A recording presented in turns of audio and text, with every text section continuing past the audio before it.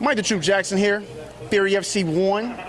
I'm here with tonight's winner in his mixed martial arts debut, Professor Travis Tooke. Wow. Did you think that the fight was going to go that way?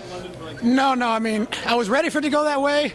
I really thought I'd be able to get it to the ground a little easier and finish. I hesitated on my takedowns, got him down but a couple of times, but too late in the round to execute my ground game. So had to work the stand-up, which, you know, I've been really consistent with for 3 whole months. So, you know, obviously the weak part of my game, and it showed. You know, I got clipped a few times, but fortunately I was able to stay protected, land a few of my own, and get some takedowns that I think, you know, helped me win the match. Man, your boxing looked crisp. I know you've been working with Lewis Woods. Man, thank you, because it didn't. I thought it was ugly looking from my point of view. And I was looking at it. I was watching the boxing look crisp, the kickboxing, everything. You came out with the kicks, and those seem to be having a little bit of an effect on Rashid. Did you see that at all?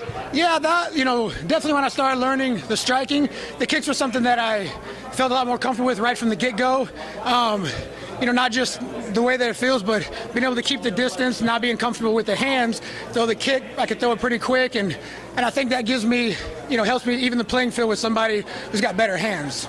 Were you surprised at the times where Rashid actually went for the takedown himself? No, I mean, I knew he was strong. I knew that, you know, he had trained with guys that had good wrestling, and that although I definitely had a better ground game, you know, it's very different than jiu-jitsu, you know. A lot of times, 1-2, you hit the guy, you rock him, you take him down, they're disoriented, throw some punches like he was doing on me at the end. It's a good game plan, even if you don't have the better ground game. So I wasn't surprised when he went for it. I stayed composed. I was able to defend every one of them. The time he did get on top, I went for a takedown, and I just did a crap job of it, and he landed on top. But for you, what was the difference between going into a BJJ match and this fight? We know we did an interview with you, and you said that, you know, you still get nervous and things like that. But for you tonight, what was the difference? I mean, I saw you go. You were in your guard. It looked like you felt comfortable, but he was throwing some punches. Yeah, and that is the difference. I did feel comfortable in my guard. I felt like I didn't really take much damage, and I trained that a lot with my guys. But we're training that. We're not training jiu-jitsu. I mean, if you're going to train MMA, you have to train MMA. The main difference between a jiu-jitsu competition is if you get to a position you don't like, you can stop, think about it a little bit, hold your ground, don't lose position.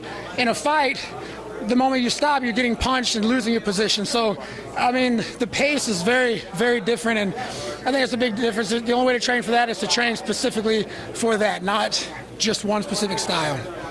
At the end of the fight, I know you were trying to lock up that armbar, didn't quite get it. After you stood up, how did you feel the fight was going? I knew it was pretty close. I thought that, I know he landed some on me. I mean, it shows. I got a couple marks. I remember getting hit. I never felt hurt. There's no part of the match that I feel like I don't remember, you know. And I know I rocked him a couple of times too. So I thought, stand-up-wise, we were fairly even. I thought he finished stronger, and sometimes that can sway the judges. But I thought the takedowns that I had, you know, would help me secure the fight. Obviously, it was very close. So I wasn't 100% sure, but felt confident. When you heard split decision, what was the first thought going through your mind? Crap, you know. Yeah, it's just more anticipation for the outcome, you know. I guess if you lose, it's like, all right, tell me I lost, let's get it over with. If you win, tell me I won. But that waiting, oh, this judge says you, and the other judge says the other guy, and then it's like, oh, guy, kill me, you know. So I was just glad when you know, I got the win. First one is in the books. Are we going to see you again in the cage? Like I said in the previous interview, I have no idea. You know, this is something I wanted to do for me. I mean, I'm so happy to have the support of my team and training partners and coaches. But I did it just because I wanted to do it. I didn't want to look back and say I could have done one. I've always been encouraged to do it and never really wanted it because I like jiu-jitsu so much. Now, I don't know. I'm 32. You know, I'm not like 21, just getting started. I have a really large school, run an MMA team. You know, coach fighters, UFC, jiu-jitsu team, which is still my number one passion is the Brazilian jiu-jitsu.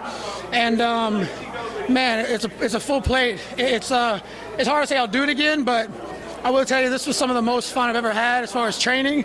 It'd be hard to deny myself the whole experience again. I mean, win, lose, or draw, the experience of going through this was just amazing. There's nothing like it. So. Travis Tooke, congratulations, my friend. Thank you, Mike.